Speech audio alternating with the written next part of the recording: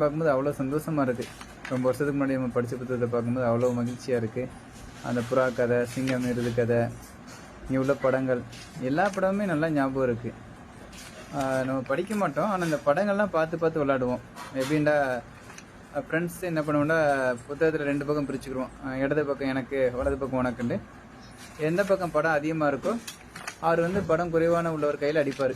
எத்தனை படம் குறைவாக இருக்கோ அப்படி அடித்து விளாடுவோம் சின்ன பிள்ளைல. அதனால் இதில் உள்ள ஒவ்வொரு படமும் எனக்கு நல்லா ஞாபகம் இருக்குது. உங்களுக்கு ஞாபகம் இருக்கான்னு தெரில. பெரும்பாலான 90s கிட்ஸ் வந்து இந்த விளையாட்டை விளையாண்டுருப்பாங்க. இந்த குரங்கு படம், இந்த பால் படம்லாம் நல்லா ஞாபகம் இருக்குது.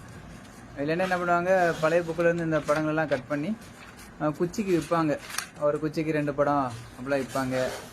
இல்லைன்னா சிலேடு அழிக்கிற அந்த அமலை செடின்னு சொல்லுவாங்க. சிலேடு அழிக்கிறதுக்கு ஒரு செடி இருக்கும், அந்த செடியோட இலைக்கு வந்து படங்கள்லாம் விற்பாங்க சின்ன பிள்ளையில். எல்லாமே பார்க்கும்போது ரொம்ப மகிழ்ச்சியாக இருக்குது. அதில் உள்ள ஒவ்வொரு படமும் பார்க்கும்போது அந்த 90s நினைவுக்கு நம்ம மனம் போகுது. நன்றி. உங்களுக்கு இந்த மாதிரி ஞாபகம் இருக்கா?